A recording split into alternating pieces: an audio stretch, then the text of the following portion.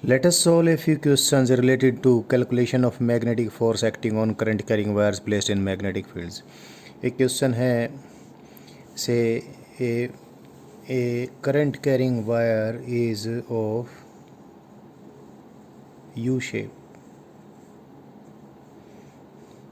U shaped current carrying wire है और इसकी ये U शेप जो बनी है वो दो स्ट्रेट पार्ट्स एल लेंथ के और बीच में एक सेमी सर्कुलर आर्क है जिसकी रेडियस आर है।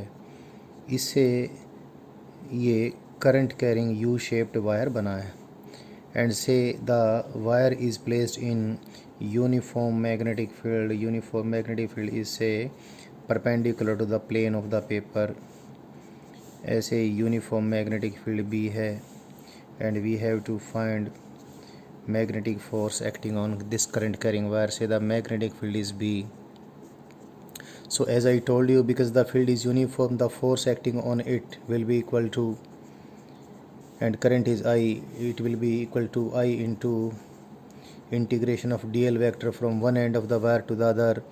When you take one end of the wire to the other, this integration, then be careful, we start from the and from where the current enters into the wire and we end up at the end of the wire from where the current leaves the wire. So ये DL vector का integration आपने current के उस and से उस and तक लेना है, उस एंड से जहाँ से करंट एंटर होता हो और उस एंड तक जहाँ से करंट बाहर निकलता हो।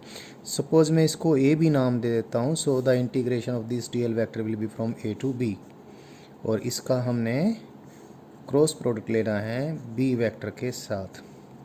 सो you can see that integration of this DL vector from point A to B DL plus DL plus DL plus DL plus DL, it will be a vector, it will be a vector having the dimensions of length from A to B. तो ये A to B इसकी length हो जाएगी R plus R two R. और ये direction लेने के लिए मैं राइट हैंड कार्टेजन यूनिट वेक्टर का ट्रायड बना देता हूँ। मैं यूनिट वेक्टर्स का ट्रायड बना देता हूँ, कार्टेजन ट्रायड आई कैप और जे कैप और के कैप लेकर। Let me take this direction to be I cap and this direction to be J cap. Therefore I k cap will be perpendicular to the plane of paper upwards. So magnetic field is along minus k cap direction and integration of dl vector from a to b will be equal to how much? dl vector का integration a से लेकर b तक कितना होगा? ये 2r into I cap हो जाएगा। So the force will be equal to I into dl vector का इंटीग्रेशन यहाँ से यहाँ तक कितना हुआ? ये होगा 2r इंटू आई कैप और इसका क्रॉस प्रोडक्ट मैग्नेटिक फील्ड के साथ। मैग्नेटिक फील्ड कितनी आ गई? इसकी मैग्नीट्यूड तो b और डायरेक्शन कौन सी है? Minus K cap. So that is minus K cap into B. So magnetic force acting on this current carrying U shaped wire is 2 into I into R into B and direction देख लीजिए, I cap cross K cap minus J cap. So minus sign यहाँ पर already है तो it will be J in J cap direction. Which direction is J cap? This direction is J cap. So the magnetic force acting on this wire will be long J cap direction. तो इस wire पे magnetic force इधर लगेगा। और एक बार आप Fleming's left hand rule से भी कन्फर्म कर लीजिए। ओवरऑल इफेक्ट इस करंट का ये है कि करंट यहाँ से current element DL vector into I को इंटीग्रेट कर दे गए तो आई इंटू 2r इस डायरेक्शन में आता है। सो आप सेंट्रल फिंगर किधर करेंगे? करंट के अलोंग होल्ड करेंगे एंड फर्स्ट फिंगर किधर होल्ड करेंगे? मैग्नेटिक फील्ड की तरफ। Hold the first finger along the field and hold the central finger along the current. Thumb gives the direction of the magnetic force. तो Fleming's left hand rule से भी इस प्रकार से आप कंक्लूजन निकाल सकते हैं। और बाकी अगर आप आई कैप जे कैप के कैप यूनिट वेक्टर्स अगर डिफाइन कर लेते हैं तो फिर आप वैसे भी कैलकुलेशन क्रॉस प्रोडक्ट वाले रूल से आप कर सकते हो। So this is one example of calculating magnetic force acting on current carrying wire placed in magnetic field and I have taken uniform magnetic field, that is the most simple case but useful as well. एक question और करते हैं। कोई incline plane है and that inclined plane, at this inclined plane of inclination theta, a wire is placed on it. A wire is placed parallel to its base, that is a horizontal wire is placed over it. ये इस पे horizontal wire लिखा है. inclined plane के जो ये edges जो मैं इधर दिखा रहा, इसके along conducting rails रखी हैं, और conducting rails are here, they are employed here to make the current flow through this wire. और ये rails, conducting rails यहाँ पर किसी करंट सोर्स से हमने जोड़ दी.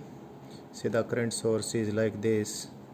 सो this current source will make the current to flow through the wire, that the current will enter into this metallic rails and then it will go through this wire in this direction, and this will be the direction of the current. तो इस incline plane पे ये current carrying wire रखा, जिसका हमने जिसका मास m है और जिसकी लेंथ l है. This length of the wire से इट इज़ l. मैं वही दिखा देता हूँ. ये इसकी लेंथ इतना है, l के बराबर है. और it is placed in uniform magnetic field, and uniform magnetic field is vertically upwards. So ये यूनिफॉर्म मैग्नेटिक फील्ड है, वर्टिकली अपवर्ड्स है. Let the incline plane and the rails are smooth. So we have to find the magnitude of this, the value of this current I. ये current कितना होगा जिससे कि ये wire यहाँ पर इक्विलिब्रियम में रहे, यानी wire is not sliding down sliding up. तो ये हमने सोल्व करना है. अभी हम कर लेते हैं. इसका सेक्शनल व्यू बना लें हम. सेक्शनल व्यू बनाएंगे तो चीज़ें और क्लियरली हमें दिख जाएंगी. 3D व्यू मैंने आपको दिखा दिया है. ये वायर का ये क्रॉस सेक्शन दिखाया है. करंट इसमें इस प्रकार से अंदर की तरफ एंटर्ड है, ऐसे करंट इसमें जाने लग रहा है. और मैग्नेटिक फील्ड इस पे इधर है, वर्टिकली अपवर्ड. सो पहले तो मैग्नेटिक फोर्स देखें. मैग्नेटिक फोर्स, करंट ये हॉरिजॉन्टल है, इंक्लाइन प्लेन के बेस के पैरेलल हॉरिजॉन्टल लाइन बनती है. Current carrying wire is horizontal, magnetic field is vertical. Fleming's left hand rule लगाएं, या वैसे ही आप चेक कर लें, चाहे फर्स्ट फिंगर फील्ड की तरफ, central finger first finger field की तरफ, वर्टिकली अपवर्ड है फील्ड. सेंट्रल फिंगर जो वायर में करंट है, thumb gives the direction of the magnetic force. Magnetic force horizontal direction में लगेगा, क्योंकि किसी भी वर्टिकल लाइन के परपेंडिकुलर सारी डायरेक्शन हॉरिजॉन्टल होती है. कितना मैग्नेटिक फोर्स होगा? ये I into L into B. M G के दोनों कंपोनेंट बना लिए मैंने. इसके वायर का मास m है, इधर एम जी साइन थीटा, इधर M G cos theta. This angle is theta, this angle is theta. I forget writing it. This is M G cos theta. and normally action, this is magnetic field, not any force. Normally action of the inclined plane will be in this direction. So we resolve the force ILB along two directions, one parallel to the incline, that is I into L into B into cos theta. This angle is theta, and the another component is along this direction, and along this direction the two forces will be one mg cos theta, the other I into L into B into sin theta. So the normal reaction will balance this, and if the wire is not sliding down, neither it is sliding up, mg sin theta will be balanced by I into L into B into cos theta. So mg sin theta is equal to I into L into B into cos theta. So current flowing through the wire is mg tangent theta divided by L into B. So this is a very simple question, but you have to learn this simple question as well. हमने current carrying wires को magnetic field में रख के उनके ऊपर कैसे magnetic forces लगेंगे ये निकालना आपको सिखा दिया है. इस हमारी लर्निंग में एक चीज़ मैंने बताई आपको ख़ास, कि तकरीबन सिचुएशंस में तो मैग्नेटिक फील्ड यूनिफॉर्म होगी, लेकिन अगर कोई नॉन यूनिफॉर्म मैग्नेटिक फील्ड का भी केस है तो हम सॉल्यूशन करना जानते हैं, अगर सॉल्यूशन करने लायक non uniformity, well defined non uniformity magnetic field की हुई तो. लेकिन यहाँ पर एक और बहुत बेहतरीन लर्निंग हुई है.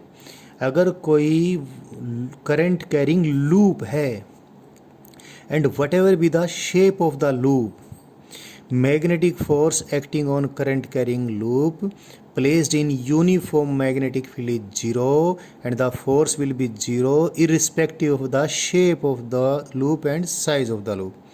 करंट कैरिंग लूप होना चाहिए चाहे उसकी कैसी ही शेप हो कैसा ही साइज हो। अगर वो current carrying loop uniform magnetic field में रखा है तो उसके ऊपर मैग्नेटिक फोर्स जीरो लगेगा। सो that is the learning of magnetic force acting on current carrying wires and loops placed in magnetic field, and particular emphasis was on when the current carrying wires, conductors and loops etc. they were placed in uniform magnetic field.